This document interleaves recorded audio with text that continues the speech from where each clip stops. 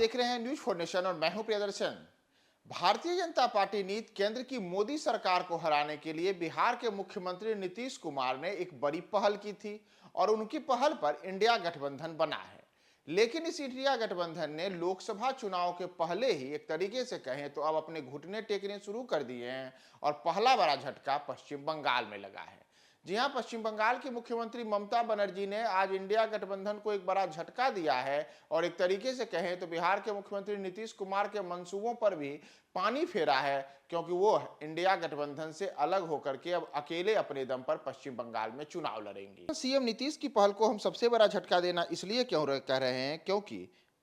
India गठबंधन से अलग होकर के अब ममता बनर्जी ने पश्चिम बंगाल में अकेले ही चुनाव लड़ने की घोषणा कर दी है। दरअसल विपक्ष के इंडिया गठबंधन को एक बड़ा झटका देते हुए पश्चिम बंगाल की मुख्यमंत्री ममता बनर्जी ने बुधवार को घोषणा की कि उनकी पार्टी तृणमूल कांग्रेस आगामी लोकसभा चुनाव में पश्चिम बंगाल में अकेले चुनाव लड़ेगी। उन्होंने लोकसभा चुनाव में अकेले लड़ने के अपने फैसले के लिए इंडिया गठबंधन के एक प्रमुख सदस्य और कांग्रेस के साथ सीट साझाकरण वार्ता विफल होने का हवाला दिया है। बनर्जी ने कहा है कि मैंने उन्हें जो भी प्रस्ताव दिया उन्होंने सभी को अस्वीकार कर दिया, इसलिए हमने बंगाल में अकेले चुनाव लड़ने की घोषणा की है। यानी कि बंगाल में तृणमूल कांग्रेस अब अपने दम पर अकेले अपने बलबूते चुनाव लड़ेगी। दरअसल ममता बनर्जी की यह घोषणा कांग्रेस नेता अधीर रंजन चौधरी के साथ एक तीखी नोकझोंक के एक दिन बाद आई है। अधीर रंजन चौधरी ने पश्चिम बंगाल की मुख्यमंत्री ममता बनर्जी की आलोचना की थी। अधीर रंजन ने ममता को लेकर के कहा था कि वह अवसरवादी हैं और टीएमसी की सहायता के बिना भी लोकसभा चुनाव लड़ने को लेकर कांग्रेस में कोई दिक्कत नहीं है, ऐसी बातें अधीर रंजन ने कही थी।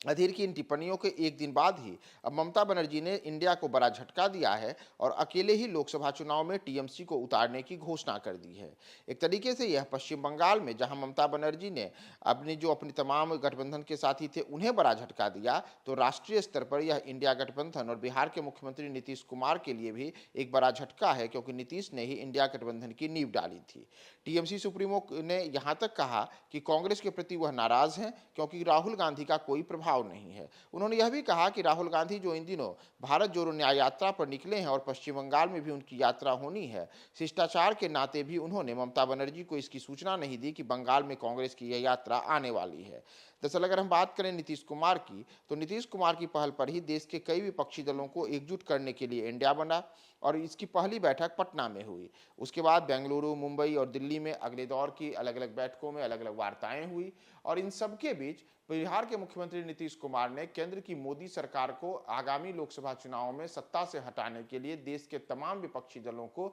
एकजुट रहने के लिए अपनी पहल की। लेकिन नीतीश की पहल लोकसभा चुनाव तक पहुंचे उसके पहले ही इंडिया को सबसे बड़ा झटका पश्चिम बंगाल में लग गया है, वह भी उस पश्चिम बंगाल में जहां लोकसभा की 42 सीटें हैं। तो ऐसे में एक तरीके से कहा जाए तो इंडिया गठबंधन बनने से पहले ही बिखर चुका है, क्योंकि अब तक न तो इंडिया गठबंधन में सीटों का बंटवारा हो पाया है, न ही लोकसभा चुनाव में किस रणनीति के तहत